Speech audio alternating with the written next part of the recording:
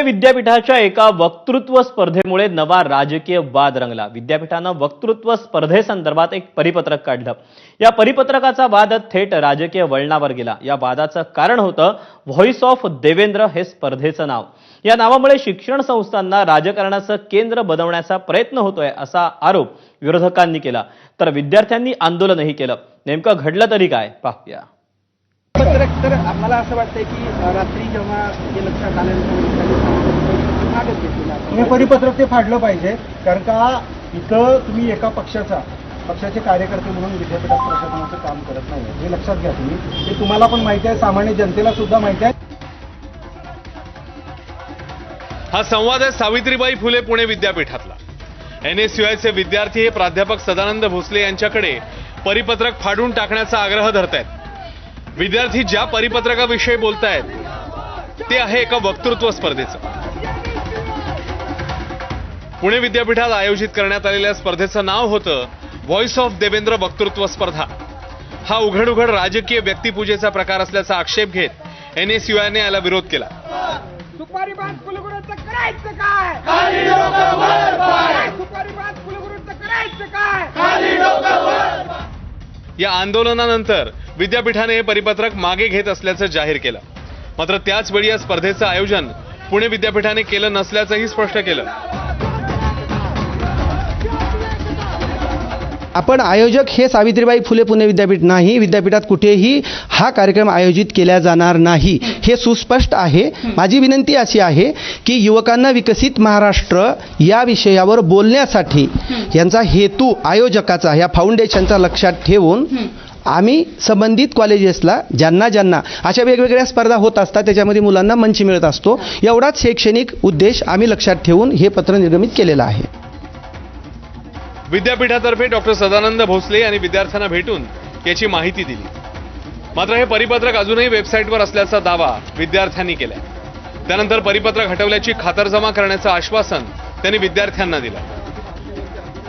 तर मला असं वाटतंय की रात्री जेव्हा हे लक्षात आल्यानंतर हे परिपत्रक ते फाडलं पाहिजे, कारण का इथं तुम्ही एका पक्षाचे कार्यकर्ते म्हणून विद्यापीठात प्रशासनाचं काम करत नाही, हे लक्षात घ्या तुम्ही। हे तुम्हाला पण माहिती आहे, सामान्य जनतेला सुद्धा माहिती आहे। त्यामुळं तुम्ही हे परिपत्रक आमच्या सगळ्यांच्या समोर फक्त मागं घेऊन उपयोग नाही, ते फाडलं पाहिजे। कारण का विद्यापीठ प्रशासनानं हे कायमस्वरूपी लक्षात घेतलं पाहिजे की अशा प्रकारे राजकीय कार्यक्रम इथं विद्यार्थी संघटना आणि विद्यार्थी काँग्रेस राबवले देऊ जाणार नाही तुम्हाला।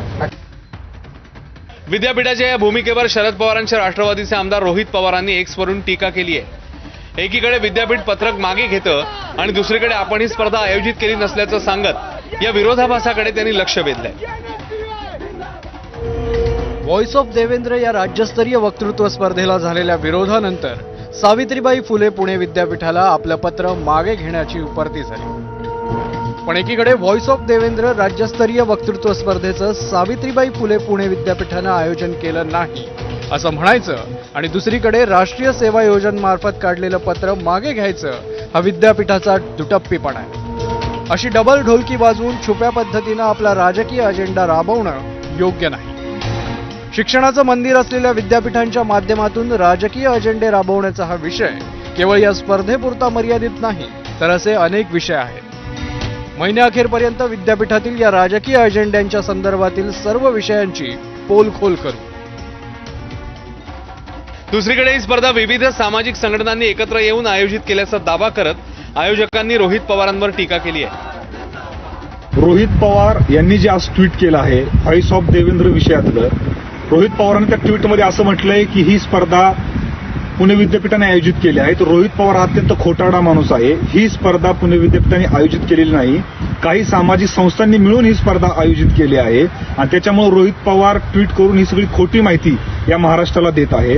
रोहित पवारला माझं आव्हान आहे की जर ही स्पर्धा पुणे विद्यापीठाने आयोजित केली असं रोहित पवारचं म्हणत त्याने ते सिद्ध करून दाखवावं। तर विद्यापीठाने नसती उठाठेव करण्याची गरज काय असा सवाल ठाकरेंच्या शिवसेनेने उपस्थित केलाय।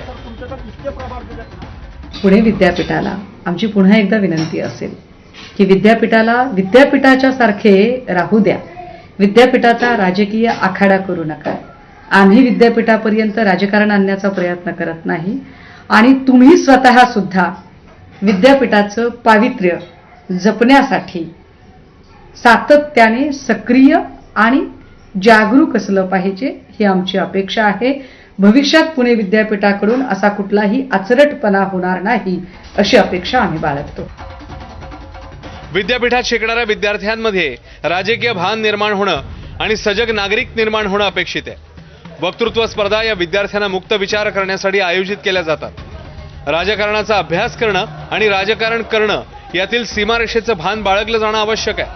अशा प्रकारामुळे राजकारणाचे विद्यार्थी हे राजकारणाचे बळी ठरू नयेत हीच अपेक्षा आहे.